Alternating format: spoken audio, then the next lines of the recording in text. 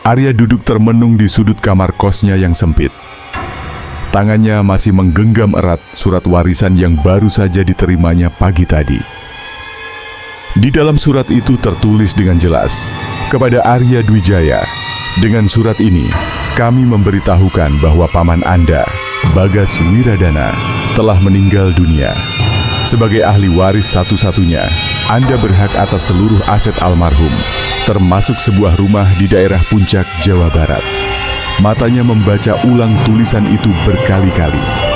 Ia hampir tidak percaya bahwa seseorang yang bahkan nyaris tak ia kenal meninggalkan sesuatu yang begitu besar untuknya. Paman Bagas bukanlah bagian dari hidupnya. Ia hanya mendengar namanya sesekali dari mendiang ibunya, yang selalu menyebut pria itu dengan nada enggan. Jangan pernah dekat-dekat sama Bagas, kata ibunya suatu ketika. Dia punya jalan hidup sendiri, jalan yang tidak baik. Tapi saat itu, Arya tidak pernah benar-benar mengerti apa maksud ibunya. Bagas adalah sosok yang tak pernah muncul dalam acara keluarga. Ia seperti bayang-bayang yang hanya ada dalam cerita bisik-bisik para saudara. Sekarang pria itu sudah mati, dan entah kenapa seluruh harta warisannya jatuh ke tangan Arya. 2 hari kemudian, Arya berdiri di depan gerbang rumah warisan tersebut. Bangunannya besar, sangat besar. Berdiri di atas lahan yang luas, dengan pilar-pilar tinggi seperti rumah-rumah kolonial tua. Namun ada sesuatu yang aneh tentang tempat ini. Rumput di halaman depan tumbuh liar, menutupi sebagian jalan setapak yang mengarah ke pintu utama. Pohon-pohon besar menjulang di sekeliling rumah, memberikan kesan seolah tempat ini sudah lama dibiarkan terbengkalai. Pintu besi gerbang berderit saat Arya mendorongnya. Ia merasakan sesuatu yang ganjil. Seakan ada mata yang memperhatikannya dari jendela-jendela gelap di lantai atas. Mungkin cuma perasaanku saja, gumamnya pelan. Ia menggenggam kunci yang diberikan oleh notaris dan melangkah ke beranda depan. Tiba-tiba, angin berhembus kencang, menggoyangkan ranting-ranting pohon di sekitar rumah. Begitu ia memasukkan kunci ke lubangnya, sesuatu yang kecil berjatuhan dari atap rumah. Arya menengadah dan terkejut melihat puluhan kupu-kupu hitam beterbangan di atasnya. Bulunya meremang. Ia membuka pintu dan melangkah masuk. Di dalam rumah, udara terasa lebih dingin daripada di luar. Lorong utama menyambutnya dengan perabotan antik yang tertata rapi. Seolah-olah seseorang masih tinggal di sini dan baru saja membersihkan tempat ini. Namun, debu tipis di meja dan rak buku menandakan bahwa rumah ini sudah lama tidak disentuh manusia. Di dinding tergantung lukisan besar seorang pria paruh baya, pamannya Bagas Wiradana. Matanya seolah menatap langsung ke arah Arya, seakan mengawasi setiap langkahnya. Rumah ini terlalu besar untuk ditinggali sendirian, gumam Arya sambil menyalakan lampu. Namun saklar yang ia tekan tidak memberikan efek apapun. Listrik mati, ia menghela napas. Harus cari saklar utama dulu. Saat ia melangkah lebih dalam, telinganya menangkap sesuatu yang aneh. Suara pelan, samar. Seperti seseorang yang berbisik. Ia menoleh ke belakang. Tidak ada siapa-siapa. Namun suara itu belum hilang. Seakan datang dari dalam dinding. Arya mencoba mengabaikan perasaan tidak enak yang mulai menjalar di tubuhnya. Ia berjalan melewati lorong panjang dan tiba di ruang tengah yang luas. Ada sofa besar, rak buku tua, dan sebuah piano hitam yang tertutup kain putih di sudut ruangan. Tiba-tiba, ia merasa ada sesuatu yang bergerak di tepi penglihatannya. Secepat kilat ia menoleh, tidak ada apa-apa. Arya terkekeh kecil, mencoba menenangkan dirinya sendiri. Aku terlalu banyak nonton film horor. Namun, saat ia hendak berbalik, brak! Sebuah pintu di ujung ruangan tertutup dengan keras. Meskipun tidak ada angin yang berhembus, jantung Arya berdegup kencang. Siapa di sana? Tanyanya, meski ia tahu betul rumah ini seharusnya kosong. Hening, tak ada jawaban. Namun udara kini terasa semakin dingin. Arya merasa tubuhnya menegang. Ia tahu sesuatu tidak beres dengan rumah ini. Tapi, ia belum tahu bahwa ini baru permulaan. Arya berdiri diam di tengah ruang tamu yang luas. Jantungnya masih berdetak kencang setelah pintu itu tertutup sendiri. Ia menatap ke arah pintu kayu tua itu dengan waspada. Mungkin angin, gumamnya.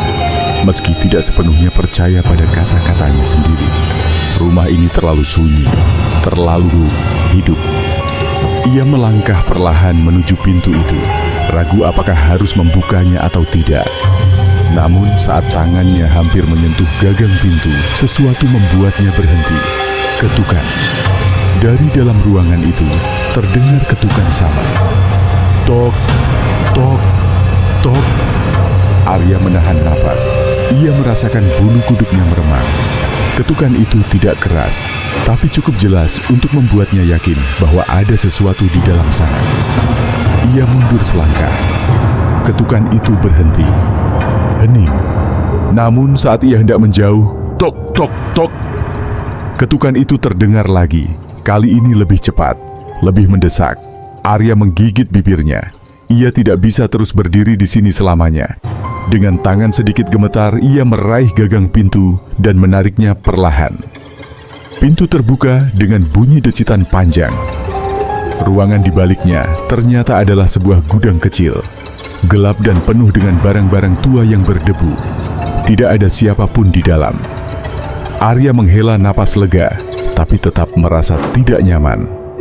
Jika tidak ada siapapun, siapa yang mengetuk pintu tadi? Ia melangkah masuk, menyorotkan senter dari ponselnya. Rak-rak tua berdiri di sudut-sudut ruangan, dipenuhi barang-barang peninggalan. Kardus-kardus tua bertumpuk di lantai. Sebagian rusak dimakan waktu. Di antara semua benda itu, matanya tertuju pada sesuatu yang menarik perhatiannya. Sebuah kotak kayu hitam. Kotak itu terlihat lebih baru dibandingkan benda lain di gudang ini. Seperti baru ditaruh di sana belum lama ini. Arya berlutut dan meraih kotak itu. Saat jemarinya menyentuh permukaannya yang dingin, perasaan tidak enak menjalar ke seluruh tubuhnya. Ia menelan ludah. Haruskah ia membukanya? Akhirnya, rasa penasaran mengalahkan rasa takutnya. Dengan hati-hati, ia membuka tutup kotak itu. Di dalamnya, ia menemukan sesuatu yang membuat dadanya sesak. Foto-foto lama, foto-foto hitam putih yang sebagian sudah menguning. Ia menarik salah satu foto dan melihatnya lebih dekat. Matanya membelalak. Di foto itu, terlihat seorang pria yang tidak lain adalah pamannya, Bagas Wiradana. Namun yang membuatnya merinding bukanlah keberadaan pamannya, melainkan apa yang ada di belakangnya. Di belakang pamannya, tampak bayangan samar seorang wanita berdiri dengan kepala tertunduk dan rambut panjang menutupi wajahnya. Arya buru-buru menarik foto lain. Kali ini, ada 5 orang yang berdiri di depan rumah ini, mengenakan pakaian tradisional. Semua tersenyum ke arah kamera, kecuali satu orang di tengah yang wajahnya buram, seperti terhapus paksa dari foto itu. Dengan tangan gemetar, ia membalik salah satu foto dan menemukan sesuatu yang membuat darahnya berdesir. Tulisan tangan dengan tinta merah. Mereka tidak akan pergi. Arya merasakan tengkuknya dingin. Tiba-tiba, sesuatu bergerak di sudut gudang. Grebek. Arya menoleh cepat. Senter ponselnya menyorot ke rak-rak kayu. Tidak ada apa-apa di sana, tapi ia yakin ia mendengar sesuatu. Kemudian suara itu datang lagi. Bisikan, samar, pelan. Seperti seseorang berbicara tepat di telinganya. Arya membeku. Suara itu datang dari dinding gudang. Ia menelan ludah. Dengan tangan gemetar, ia menempelkan telinganya ke dinding kayu tua itu. Saat itulah ia mendengar sesuatu yang membuat darahnya membeku. Suara seseorang berbisik dengan lirih. Kembalikan. Arya tersentak mundur. Ia menjatuhkan kotak di tangannya. Foto-foto di dalamnya berhamburan ke lantai. Nafasnya memburu. Keringat dingin mulai membasahi tubuhnya. Tapi ia tidak punya waktu untuk mencerna apa yang terjadi. Karena saat itu juga, dinding di hadapannya bergetar pelan.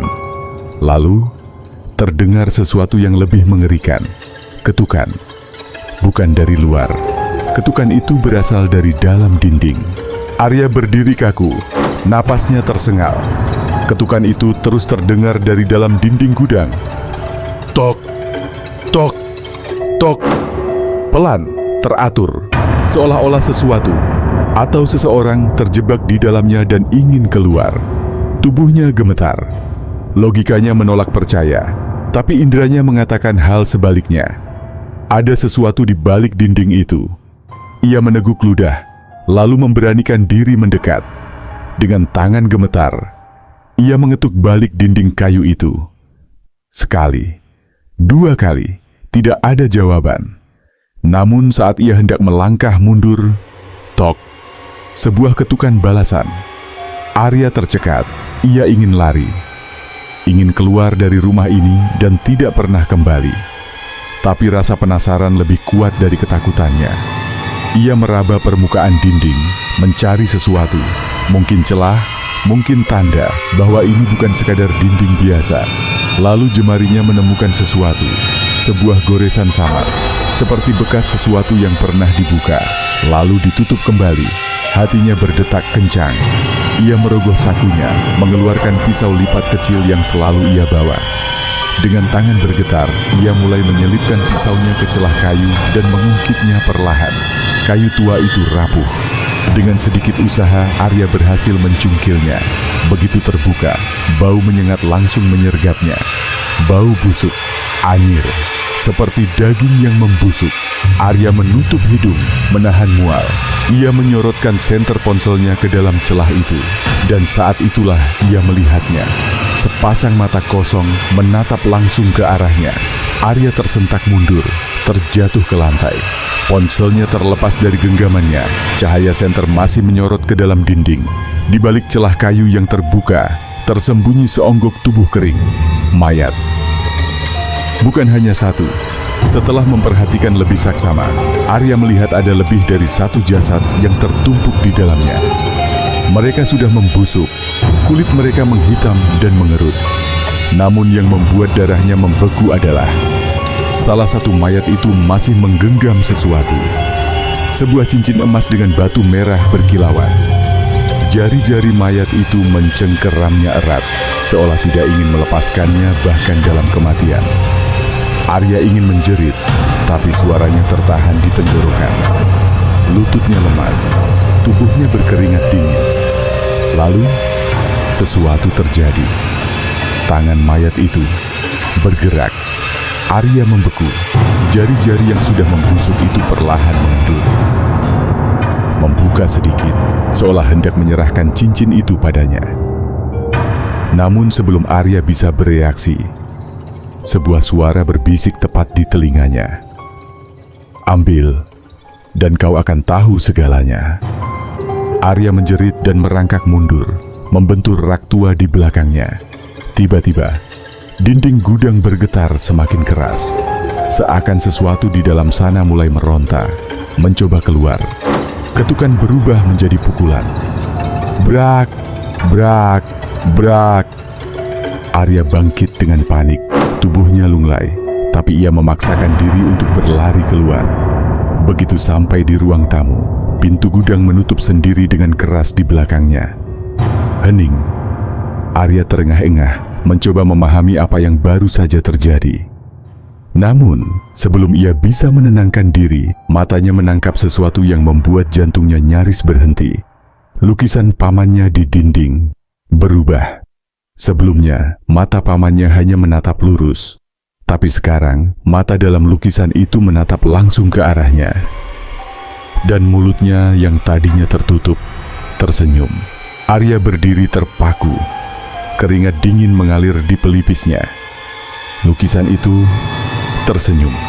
Padahal ia yakin betul, beberapa jam lalu ekspresi pamannya dalam lukisan itu datar.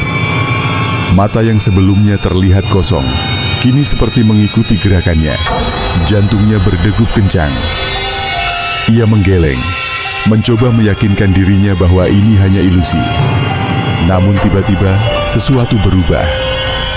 Senyuman dalam lukisan itu semakin lebar. Giginya terlihat. Arya tersentak mundur. Ia meraih ponsel di sakunya, menyorotkan cahaya ke lukisan itu. Saat cahaya mengenainya, ia bisa melihat lebih jelas. Bibir dalam lukisan itu tidak lagi seperti lukisan biasa. Warnanya lebih merah, lebih nyata. Seperti bukan sekadar cat, tapi darah. Arya terhuyung ke belakang, napasnya memburu. Ia merasa ingin muntah.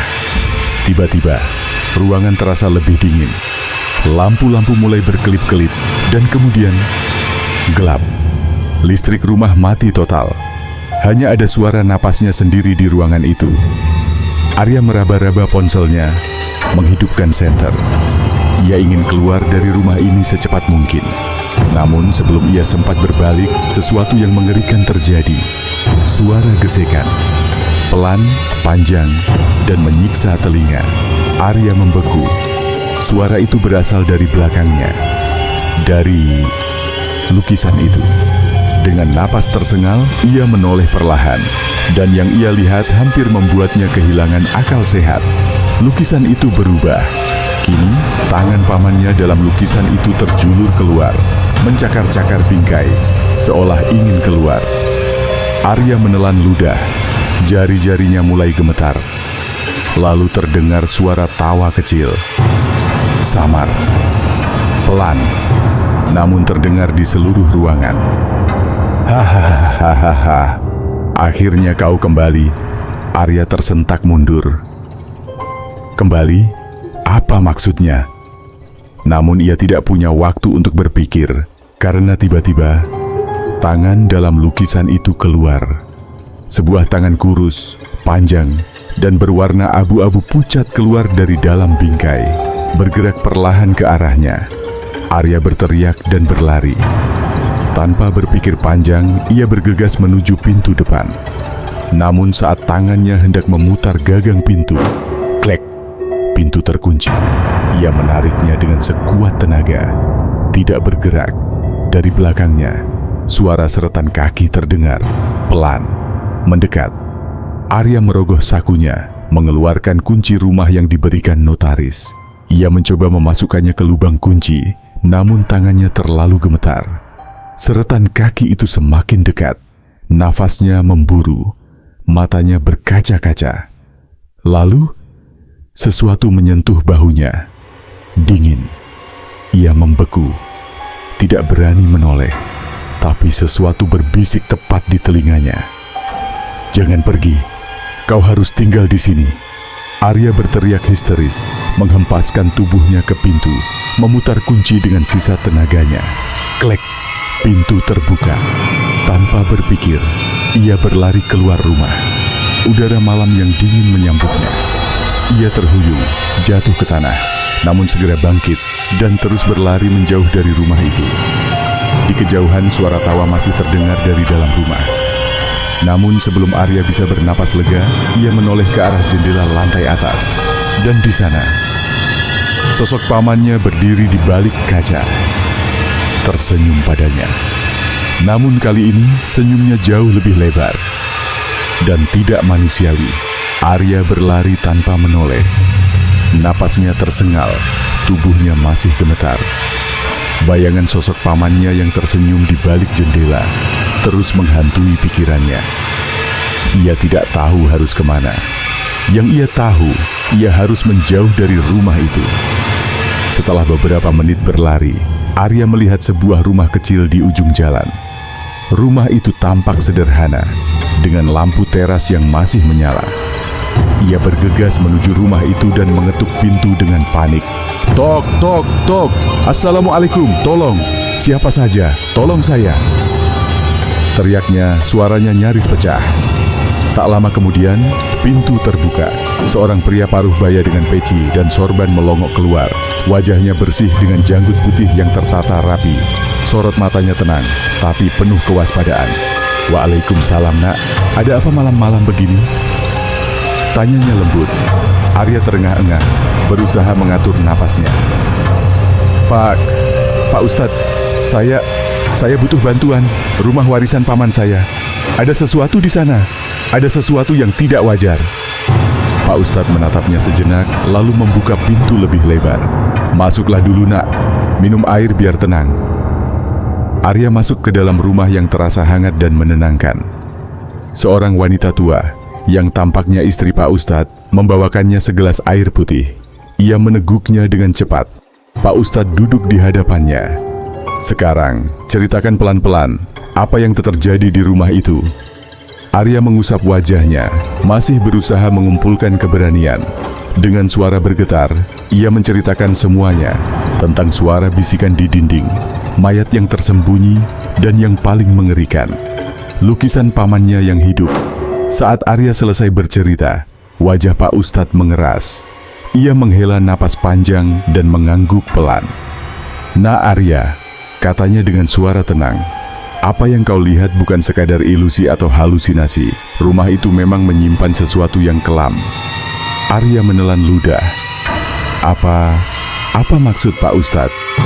Pak Ustadz menatapnya tajam. "Pamanmu, Bagas Wiradana, sudah lama dikenal warga sekitar. Ia dulu seorang pria biasa, sampai ia tiba-tiba menjadi kaya raya. Banyak yang curiga bahwa kekayaannya bukan dari usaha biasa, tapi dari perjanjian dengan makhluk halus." Arya merinding. "Pesugihan?" Pak Ustadz mengangguk. "Benar, pesugihan yang melibatkan tumbal manusia. Banyak orang yang menghilang tanpa jejak di sekitar rumah itu. Beberapa penduduk yang pernah bekerja untuk pamanmu mendengar suara-suara aneh dan melihat bayangan makhluk tak kasat mata di dalam rumah. Tapi yang paling mengerikan..." Pak Ustadz berhenti sejenak, lalu melanjutkan dengan suara pelan. "Ketika pamanmu meninggal, tubuhnya tidak ditemukan di dalam rumah. Ia menghilang."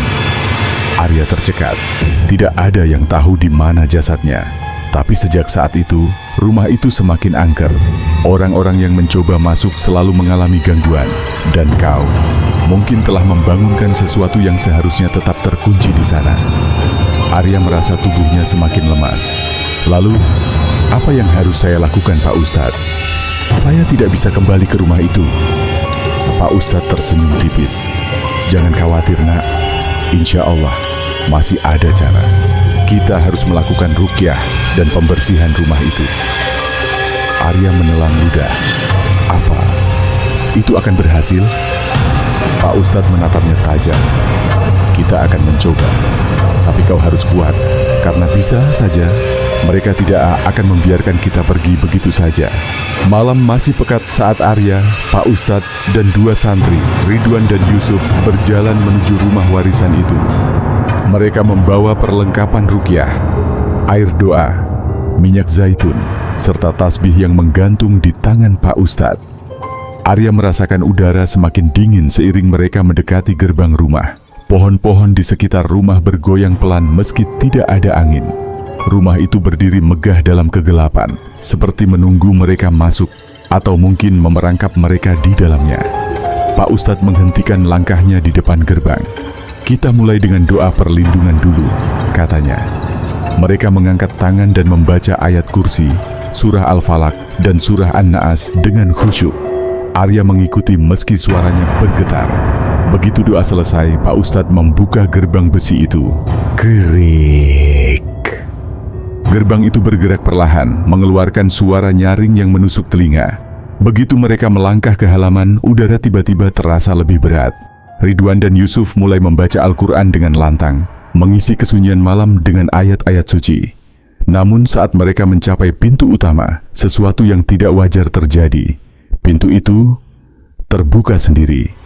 Arya menahan napas. Ia tahu betul tadi pintu ini tertutup rapat saat ia kabur. Pak Ustadz hanya menatap ke dalam rumah yang gelap. Ia menarik napas panjang, lalu melangkah masuk. "Jangan takut," katanya. "Mereka hanya ingin menguji kita." Mereka masuk satu persatu. Begitu Arya menjejakkan kaki di dalam rumah, bau anyir menusuk hidungnya. Bau yang ia kenal dari gudang di mana ia menemukan mayat-mayat tersembunyi. Pak Ustadz mulai mengumandangkan azan di dalam rumah. Suaranya menggema, mengusik kesunyian yang menekan. Ridwan dan Yusuf terus membaca surah Al-Baqarah dengan lantang. Saat itulah rumah mulai bergetar pelan. Lampu-lampu yang tadinya padam tiba-tiba berkedip-kedip. Lantai kayu berderit seperti ada sesuatu yang bergerak di bawahnya. Arya memegang tasbih yang diberikan Pak Ustadz erat-erat. Ia menoleh ke lukisan pamannya di dinding. Dan kali ini, lukisan itu tidak hanya tersenyum. Matanya berkedip. Arya menjerit dan mundur. "Pak Ustadz, lukisannya hidup." Pak Ustadz menoleh dan segera menyiramkan air ruqyah ke lukisan itu. Begitu air itu menyentuh kanvas, suara jeritan melengking terdengar. Lukisan itu mulai meleleh, catnya mencair seperti darah yang mengalir ke lantai. Namun saat mereka mengira semuanya sudah aman, terdengar suara langkah kaki dari lantai atas. Pelan, lalu semakin cepat. Duk, duk, duki. Suara langkah kaki itu seperti seseorang yang berlari turun dengan sangat cepat. Arya mencengkeram lengan Pak Ustadz. "Apa itu?" bisiknya ketakutan.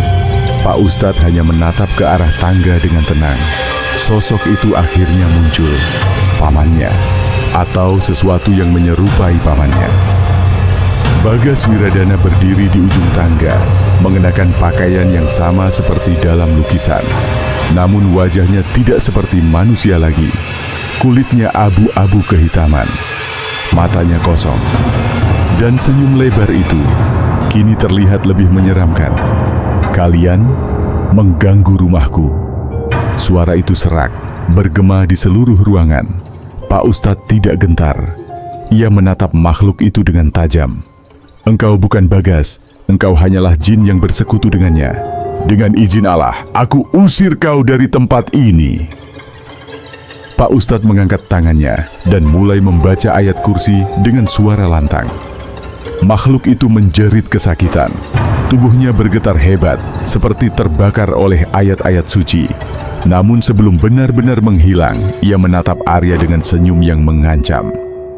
Ini belum selesai. Lalu tubuhnya menghilang dalam asap hitam. Begitu makhluk itu lenyap, rumah mendadak hening. Aura berat yang menekan rumah itu perlahan menghilang.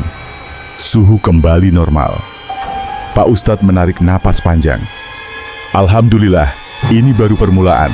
Kita harus menyelesaikan pembersihan rumah ini sepenuhnya." Arya mengangguk, meski ia tahu teror ini masih jauh dari selesai. Setelah makhluk yang menyerupai pamannya lenyap, suasana rumah terasa lebih tenang. Namun Pak Ustadz tidak lengah. Ia tahu ini belum selesai. Ini hanya jin penjaga. Ada sesuatu yang lebih besar masih bersembunyi di rumah ini, katanya. Arya menelan ludah. "Lebih besar?" Pak Ustadz mengangguk. Pesugihan seperti ini tidak hanya melibatkan satu makhluk. Biasanya ada perjanjian yang mengikat, dan yang membuat perjanjian itu belum benar-benar dibebaskan.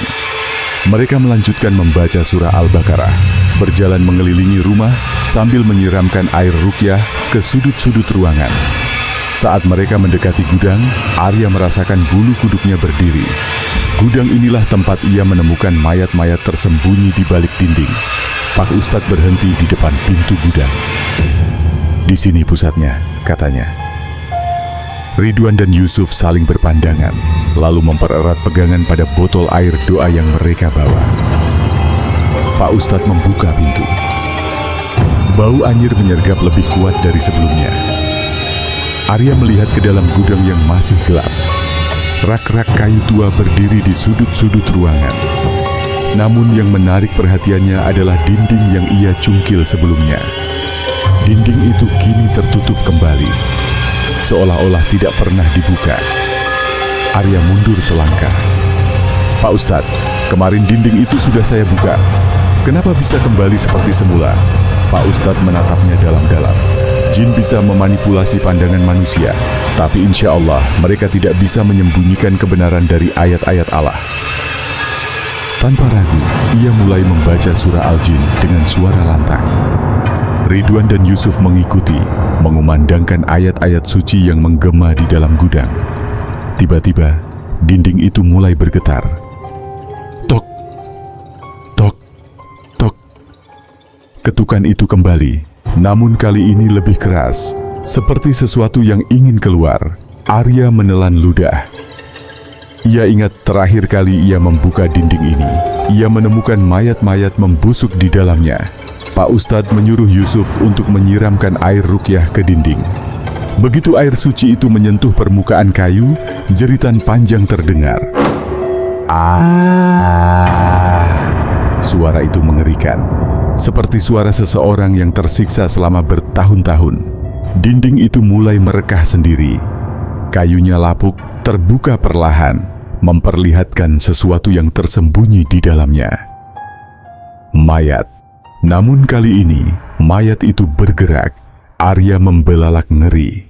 Salah satu mayat yang kemarin ia lihat kini berubah. Wajahnya tidak lagi sekadar tulang belulang, tapi kini terlihat lebih utuh, lebih nyata, lebih hidup. Matanya terbuka perlahan. Ia menatap Arya, dan dengan suara yang serak, ia berbisik, "Bebaskan aku." Arya tersentak mundur. "Pak Ustadz, ini..." Pak Ustadz mengangguk tegas. Dia salah satu korban tumbal. Roh mereka masih terikat di rumah ini. Pak Ustadz meletakkan tangannya di dinding dan mulai membaca surah Yasin. Suaranya semakin lantang, memenuhi ruangan yang sempit. Mayat itu mulai bergetar, tubuhnya memucat. Ia merintih pelan, air matanya jatuh. "Aku ingin pulang." Kemudian, sesuatu keluar dari tubuhnya. Asap hitam pekat membentuk sosok besar yang melayang di atas mereka. Mata sosok itu merah menyala, menatap mereka dengan amarah. "Dia milikku, kalian tidak akan merebutnya." Pak Ustadz tidak gentar. Ia menyiramkan air ruqyah ke arah makhluk itu. Begitu tetesan air mengenai sosok itu, ia meronta kesakitan. "Tidak, kalian akan menyesal." Ia menjerit, tubuhnya berputar-putar, lalu akhirnya meledak menjadi asap yang menghilang ke udara. Hening. Pak Ustadz mengusap keringat di dahinya. Selesai. Ridwan dan Yusuf saling berpandangan, masih tak percaya dengan apa yang baru saja mereka lihat. Arya yang masih terguncang menatap ke arah dinding yang kini kosong. Tidak ada lagi mayat, hanya sebuah ruangan kosong. Pak Ustadz menepuk pundaknya. "Mereka sudah bebas. Rumah ini tidak lagi dihuni oleh makhluk jahat itu. Tapi aku sarankan, jangan tinggal di sini lagi, Nak." Arya mengangguk. Ia tidak ingin kembali ke rumah ini selamanya. Mereka meninggalkan rumah itu sebelum fajar. Dan saat matahari mulai terbit, untuk pertama kalinya, rumah itu terasa benar-benar kosong. Matahari pagi mulai menyinari desa saat Arya, Pak Ustadz, Ridwan dan Yusuf meninggalkan rumah warisan itu. Untuk pertama kalinya, rumah itu terasa kosong. Tidak ada lagi hawa dingin menusuk. Tidak ada suara bisikan dari dinding. Tidak ada tatapan dari lukisan. Semua terasa tenang. Mereka berjalan perlahan menuju rumah Pak Ustadz. Sepanjang perjalanan, Arya merasa tubuhnya masih lelah, tetapi ada perasaan lega di hatinya. Ketika mereka sampai di rumah, Pak Ustadz menyuruh Arya duduk dan minum air doa. "Alhamdulillah, semuanya telah selesai, Nak," katanya dengan senyum lembut. Arya mengangguk pelan. "Terima kasih maut Pak Ustadz. Kalau bukan karena Anda, saya tidak tahu apa yang akan terjadi." Pak Ustadz tersenyum. "Ini semua atas izin Allah. Namun ingat, meskipun makhluk-makhluk itu telah diusir, jejak perbuatan pamanmu masih ada. Rumah itu tetap memiliki sejarah kelam. Aku menyarankan, jangan kembali ke sana." Arya menghela napas panjang. "Saya juga tidak mau kembali. Saya ingin menjual rumah itu, atau kalau perlu, saya biarkan kosong selamanya." Pak Ustadz menatapnya sejenak, lalu mengangguk. Keputusan yang bijak. Mereka duduk dalam diam beberapa saat. Yusuf dan Ridwan mulai merapikan perlengkapan ruqyah, sementara Arya masih mencoba menenangkan pikirannya. Namun ada sesuatu yang masih mengganjal di hatinya. Ini belum selesai. Kalimat itu. Kalimat terakhir yang diucapkan oleh makhluk yang menyerupai pamannya. Arya menepis pikirannya. Mungkin itu hanya gertakan. Lagi pula, Pak Ustadz sudah memastikan bahwa semua gangguan telah dihilangkan. Namun jauh di lubuk hatinya, ia tidak sepenuhnya yakin. Beberapa hari kemudian, Arya kembali ke kota. Ia memutuskan untuk tetap tinggal di apartemen kecilnya dan mengabaikan rumah warisan itu. Namun setiap malam, ia merasa ada sesuatu yang mengawasinya. Kadang-kadang, ketika ia menatap cermin di kamarnya, ia merasa bayangannya tersenyum lebih lebar dari seharusnya. Lalu suatu malam, saat ia sedang tertidur lelap, ia mendengar ketukan. Tok, tok, tok. Suara itu berasal dari dalam lemari di kamarnya. Arya membuka matanya dengan jantung berdegup kencang. Ia menatap lemari itu, sunyi, Namun sebelum ia bisa kembali tidur, suara berbisik terdengar pelan. Ini belum selesai, Arya. Tamat.